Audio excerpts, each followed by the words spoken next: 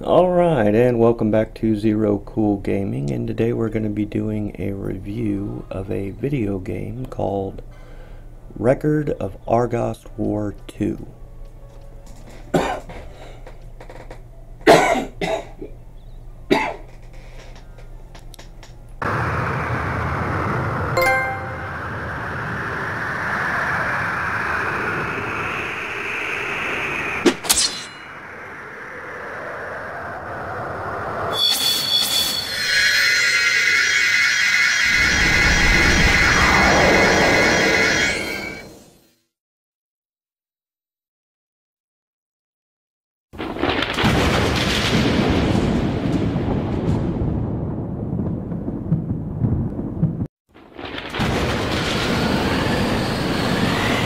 本当にいいのかい？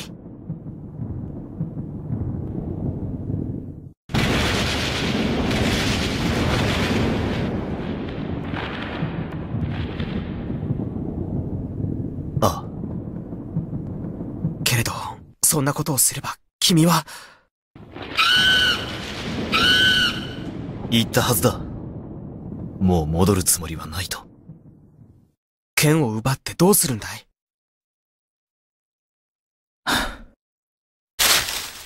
僕は君と出会わなければよかったのかもしれない。Alright, so what is this game about? Well, that's a good question. It's an odd game to say the least.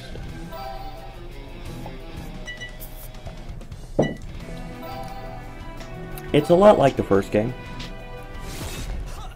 And this game picks up where I guess the first game leaves off, if you want to say that. But it assumes that in the first game you chose the decision of not changing anything about the world, and the gods continue to be imprisoned the way they are. The dark gods can continue their evil ways and trying to claim rule over the world, that sort of thing. That to me is not a good decision that you would want to make, or that most people would make at the end of the first game, but the second game assumes that that's the decision that you made. Because this game starts with all the same problems still in existence, including the end boss of the first game still being alive, causing problems, and the protagonist of this game goes out at the very beginning of this game, kills that dark god, which you can't actually kill them, but destroys its physical vessel, and after doing so, he ends up in a forest where a young girl comes along and finds him, takes him back to her place and heals him up, makes sure that he's, good to go. And then you head from her place to the nearest town, and in the process of doing so you run into a apostle of the gods, who tries to tell you who you are. You have no memory of who you are. You have no memory of what you've done. But she tells you that because you killed this dark god, that you now have a duty which will be passed down to your children to complete this ritual. Otherwise things will get far worse for people because you refused. And she basically tells you that you don't have a right to refuse anyway. If you try to, she'll make you do it regardless. So yeah, it's one of those things. So basically, you go from place to place learning about the different demons that have been causing havoc. You wipe out those demons. You go to different empires and you try to solicit their help. Most of them turn you down outright because they don't like you. Or they don't believe that they need to. You continue to wipe out some more demons until you find a girl trapped in a crystal, and you free her from that crystal, and she wakes up and she's a high elf, because of course she is. And you continue on to the game, and you continue to do these sorts of things. You run into more empires with kings and rulers and whatnot, and for the most part they all refuse to help you. You still go around and you try to kill off all the demons that you can and wipe them out. You try to help the people that you can help. You help to build up a particular city where one of the guys that's part of your team lives, and you try to help him as much as you can as well. In the process of doing all this, I mean, you gain favor with people, you gain trust with people, and all that sort of stuff. Eventually the Guardians choose to help you a little bit because things are getting beyond even their control. An empire of men choose to use you as a bait for the demons in an effort to create a pincer attack against the demon army, as well as the demon lord that's directing all of them. And it's truly a big mess. They dress themselves up to look like bandits, and they pretend to be on the demon's side. And as you work your way through the demonic hordes, eventually they switch sides and start attacking the demons as well, which really pisses off the leader of the demons. And then you end up defeating him as well, and he apologizes for all the deceit and why he couldn't tell you what his actual plans were. The princess that's with you, which is from this kingdom, says that she understands, and she would have agreed to it, you know, even if he had told her, just because that's the way she is. Some of your other team members, of course, don't think that it was a good idea for him to use all of you guys as bait, but, you know, it is what it is. And then eventually, when all of it's, you know, said and done, and you've helped out all the people that you can and done all the different events and tasks that you can do in the game, you have to choose one of the 3 girls that are in your party to marry and create your son, and your son will carry on the story. The alchemist in the town that you've been building up the whole time can show you what the end result will be after marrying one of the girls, what your son's going to look like, what type of abilities and stats he'll have.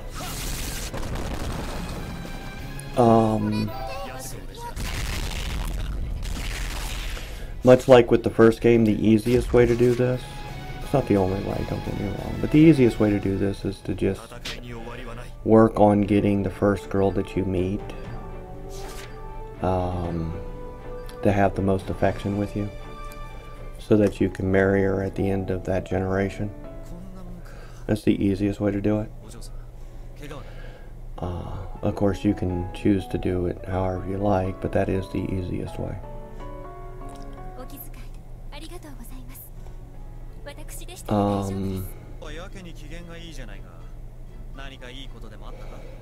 Going from there,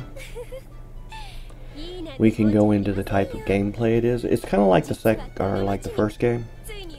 The second game is a turn-based strategy. I wouldn't really call it an RPG.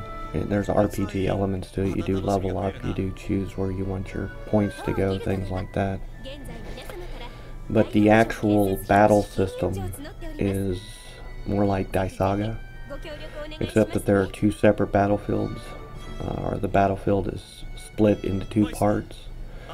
One side where your team is, and the other side where the enemies are. And in some ways it's easier, and in some ways it's harder. It's very easy to get a team wipe in this game, just like it was the first game. It's very easy to get an end, game end screen, or in-game screen, or however you want to call it. Basically, again, it depends on where your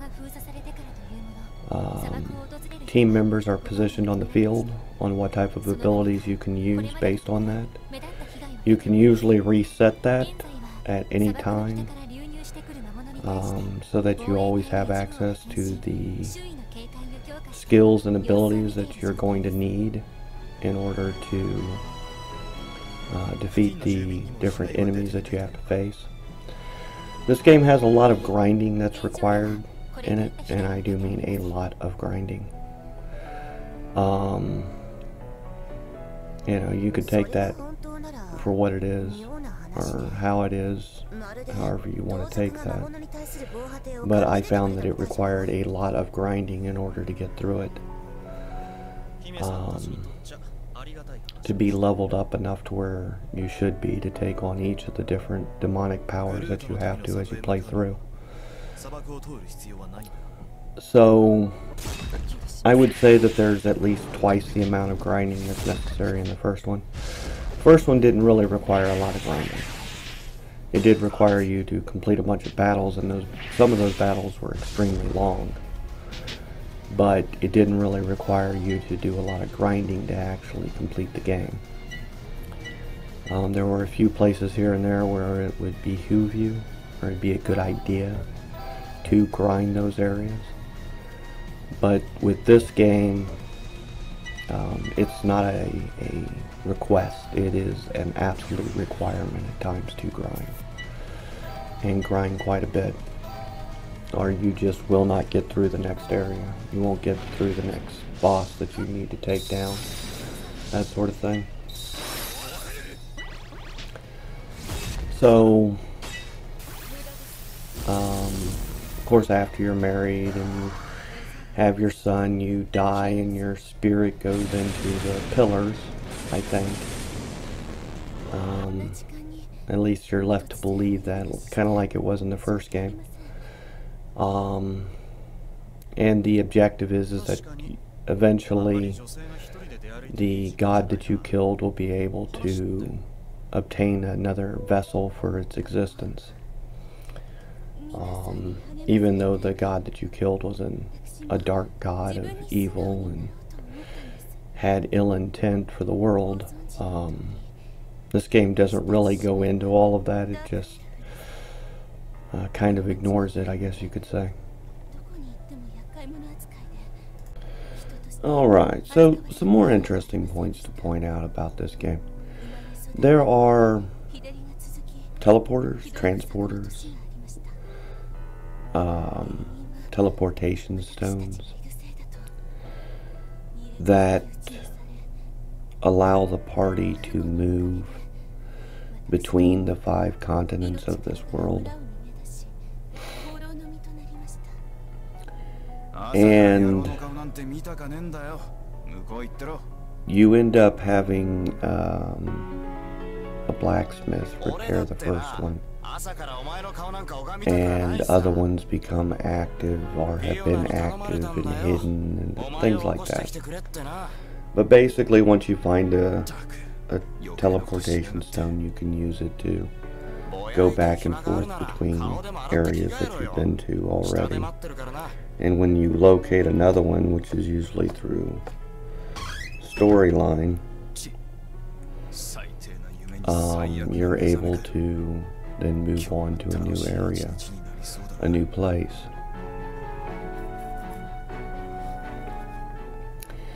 And while that sounds easy, It's not. A lot of times,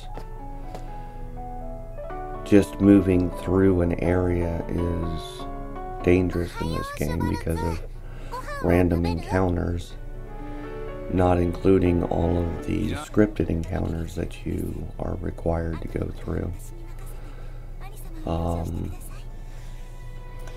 And one of the ways that this game, you'll notice very quickly how you have to grind through it, is you'll have scripted encounters, particular places that you have to defeat before you can move on to the next position. And then the only way to move up are through this area from position to position to position. Is you'll beat the first position, move on to the second. Beat the second position, then you have to go back to the first, play it again, then the second position again, and then you can move on to the third, and so on and so forth. If the area has 14 different points that you have to fight through, you'll basically have to do that all the way through the area.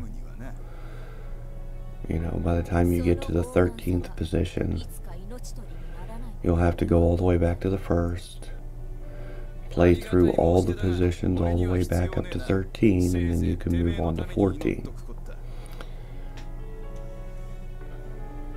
So, yeah, it's a very grind-heavy game, to say the least. I'm just giving you a single understanding as to the type of gameplay that you'll be getting into. It's not that I hate it. I don't. I mean, I've certainly played worse games with a lot more grinding than this. But this is a pretty grind-heavy game, absolutely.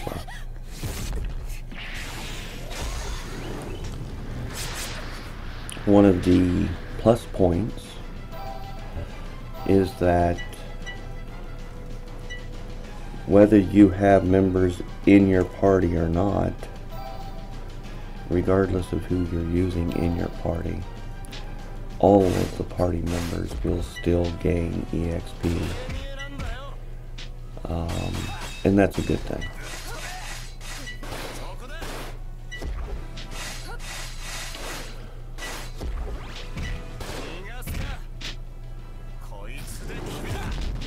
One of the things that I found interesting was the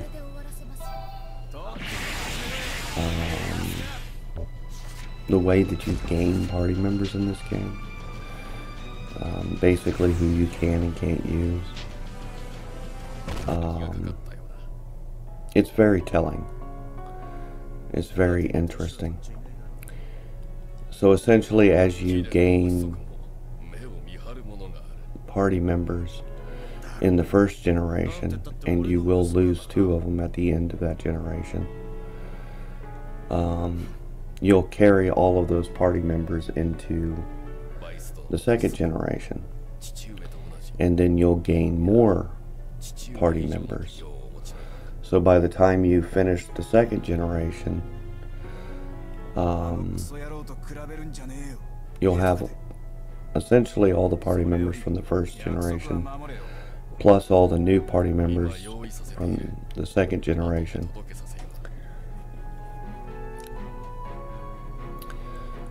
So it says, you know, if you go looking up the game, it says that you get 7 party members in the first generation.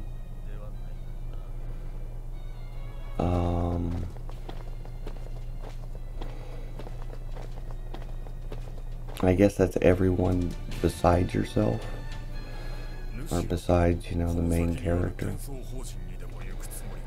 And then you'll get 6 in the second. So you'll have a total of 14 party members by the end of the second generation. And then you'll lose 2. And then you'll gain 5 more in the third generation. And you can pick and choose through those party members at will and put any of them you want in your in the party that you're traveling around with and actually fighting with. Some party members have better abilities than others. It makes sense for certain party members to be used over others. Yeah, I mean, when it comes right down to it, there is an OP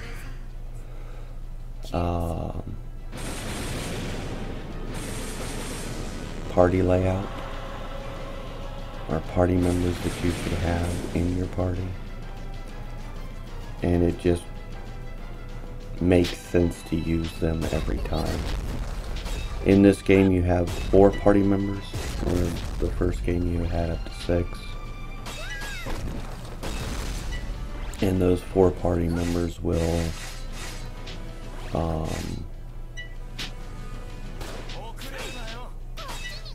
be used in the actual battles that you have to take on.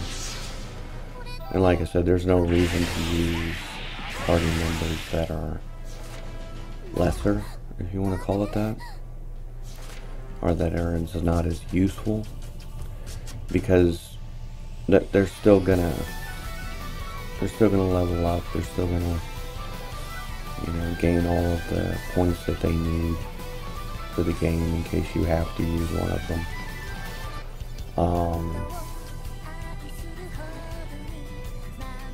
A lot of the I guess, well, I don't even think the storyline requires you to have certain people in your party when you're traveling around to different events that you're talking, because regardless of who's in your party, the people that need to come forward and talk will simply do so.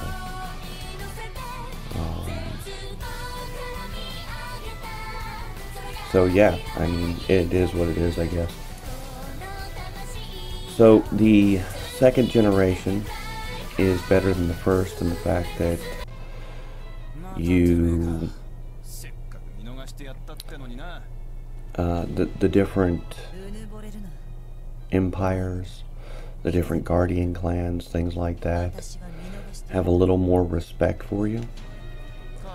So you have a few more that are willing to help you, rather than just outright tell you to get lost or whatever. And that's a good thing, truly. I mean, it makes the game a little easier in that respect, because you can move around without, you know, doing half a dozen things for all of these people to try to get them to allow you to move through their territory, so that you can go on with the game. The first generation basically ended with a demon that was very smart, that was, you know, coordinating moves and attacks and invasions with other demons, so that they could take down empires and clans. In Generation 2, you have a dark elf that's serving that same purpose. He's manipulating people and clans to get what he wants, and he uses demons and makes deals with them to achieve his end goals. And his end goals are basically, he wants to resurrect the dark god and destroy the world so that he can remake it into his utopia. needless to say, that doesn't work out. He causes a lot of hardship and pain in the process, and eventually you have to take him down and kill him for his evildoer ways. The main character in the second generation is a very unlikable character. Unlike the guy in the first generation. He wasn't really unlikable. He just didn't have any memory. He was told, you know, when and where and why and how, and he just simply accepted that and did what he was told to. So he wasn't unlikable, and he wasn't, you know, likable, but at least he wasn't actively trying to irritate people. Where the main character in the second generation actively goes out of his way to, you know, get people to dislike him severely. He gets a kick out of it, I think.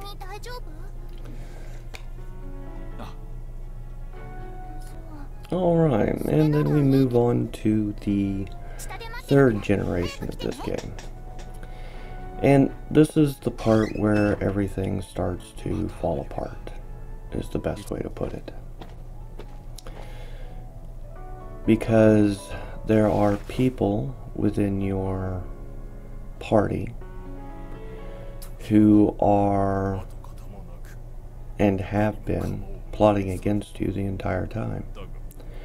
One of them is Fasti. He is actually a elder god who has worked toward the resurrection of the dark god, and he's also worked toward trying to ensure that you are never capable of doing what it is that you're supposed to be doing. That, and he also wants your power for himself. On the plus note, there's a lot more of the Guardians and other empires that are more willing to help you in the third generation. The main character of the third generation, while though he is in pain all the time, he's a more likable character. And of course he's being manipulated both internally and externally. So lots of different things going on.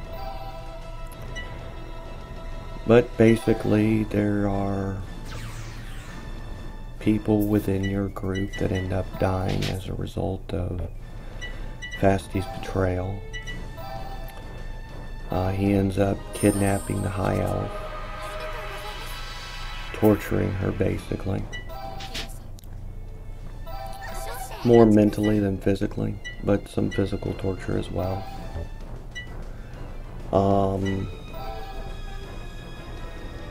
And then after telling you what he wants, which is half of your power and the bracelet that the Dark God is wearing, as payment for the return of the High Elf that he kidnapped in the first place.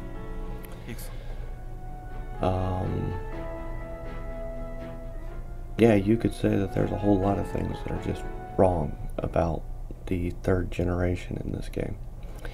Now, there are several ways that you could end the third generation. There's a bad ending, there's a normal ending, and then there's a true ending, which is similar to the first game in that respect. And the true ending is essentially a boss run of 8 separate bosses, even though a couple of them are rehashes of bosses that you already battled but need to battle again. But it's essentially a giant boss run at the end of it. And then after you've defeated Chaos and Mobius and all of the other gods that want to stop you from returning the world to a state where it can live in peace without them influencing everything. Instead of only having 3 girls that you can marry this time, not only do you essentially gain your life back, but you have 5 girls that you can choose from. 2 of them from the first generation, 1 from the second generation, and the last 2 are from the third generation. But you don't get to really do anything after that. I mean, it is what it is, but at least you get to live out your life with whoever you choose, blah blah blah, that sort of thing. And, you know, happily ever after sort of thing. So it is a more interesting game in that respect, as far as how it actually ends, assuming that you can get through the true ending. You have to be very high level to actually get through that. That boss run is not an easy thing to complete by any stretch of the imagination.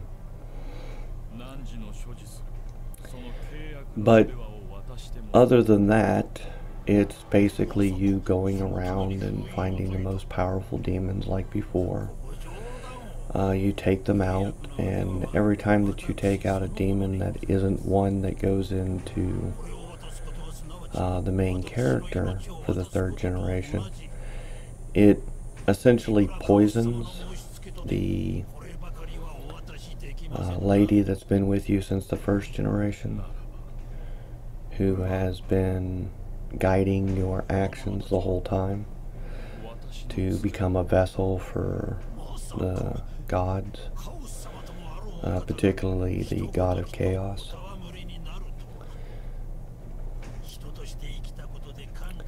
So, yeah, I mean, it's not a bad game. There's definitely some good aspects to it. It's an interesting story at the very least. The thing that I thought was the most interesting about this game is that it is a very difficult RPG / turn-based strategy game that is also a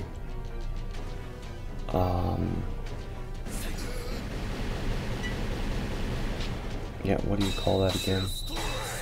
A dating simulator. And while though it is a fantasy dating simulator and, you know, that sort of thing, it is still essentially a dating simulator. Which I found to be very odd, to say the least. You know, why make a dating simulator so difficult? Which is the same question I had with the first game. Why make a dating simulator so difficult? Most of them are not. Most of them are relatively simple, relatively easy. There's certainly ways that you could fail at them, but for the most part, they're not designed in such a way for people to fail at. They're designed in such a way that it's relatively simple for you to complete the task placed before you and complete the game in the way that you know, get the girls that you want to, you know, essentially. Where this game is not based on that structure. It's a dating simulator that tries its hardest to kill you at every turn, and makes it very difficult for you to advance unless you go out of your way to do so. So, you know, I just found it very odd. While I wasn't really all that interested in the dating simulator part of the game, or for that matter most of the story, other than the parts that pertain to the gods and what was going on and how they ruled over the world and then just went to manipulating it from the shadows, as well as, you know, the demons interactions and how people can be corrupted, you know, all that sort of stuff that was part of the storyline. That stuff I enjoyed. Not so much for the rest of it, but, you know, it is what it is. And there are several different games that are part of this that I didn't even play.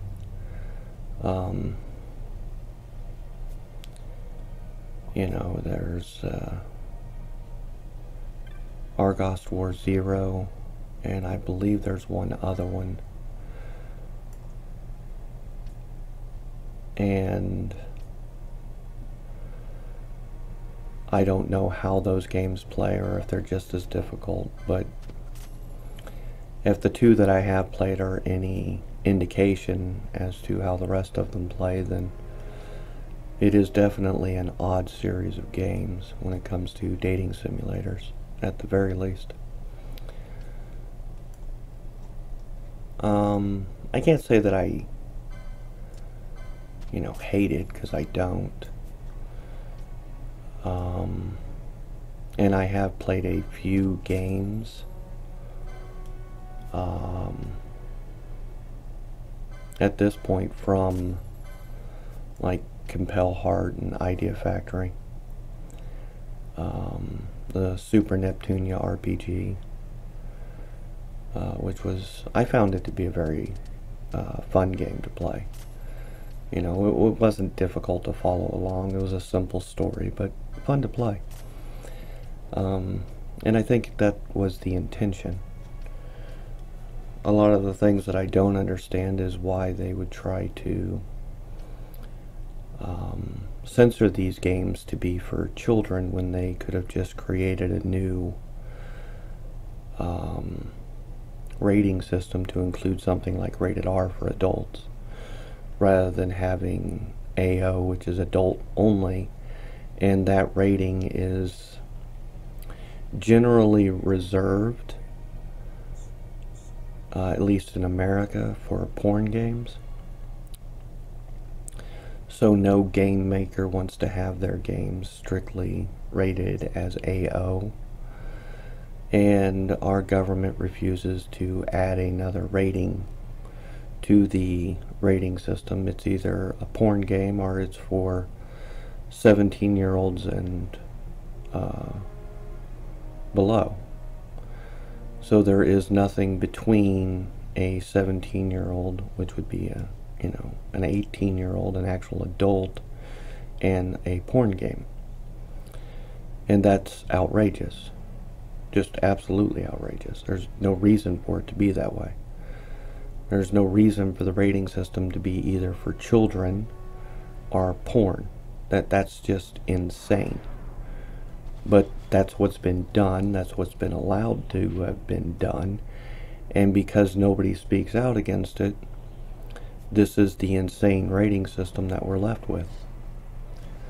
So companies go out of their way to allow these censorship companies to censor their games so that they fit within the guidelines of whatever rating they're, you know, wanting to hit to sell to, you know, customers. It's wrong in every way imaginable. All the censorship is wrong, and it's only gotten worse, especially when you look at what they're doing today and how this censorship machine is being used and weaponized against certain games and companies, and not being used at all against other games and companies that are far worse, in my opinion, in how they depict things and what they're willing to put in the game. Baldur's Gate 3 being a prime example of that. I mean, they censor these games which have no sex in them. They censor games like Stellar Blade that has no sex in them, while at the same time they don't censor something like Baldur's Gate 3 that allows you to have sex with lots of people all the time. It's There's no rhyme or reason for any of it. It's ridiculous. And it will remain ridiculous until people literally stand up and say, we've had enough. Period. You know, demand change to this rating system that was designed to give them the right to censor anything that they want to. And it was designed literally to do that. Because all the ratings up to M include children the age of 17, so that they have a right to censor it. 違うかね。どちらも同じようなものだ。でも、あんたよりはカオスの方が信用できるわ。友と持っていたものを利用するだけして捨てるだけのやつよりかはな。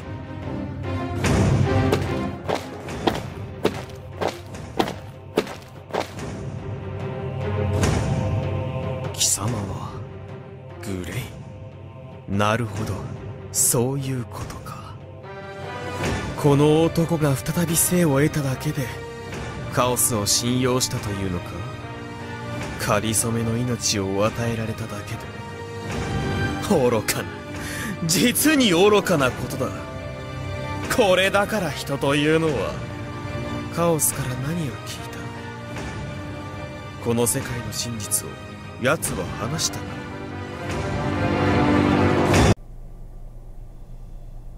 Anyway, that's my rant for the day. I hope that you enjoy the rest of yours. If you could hit the like, subscribe, rumble, follow buttons, all that does help. And I will talk to you later.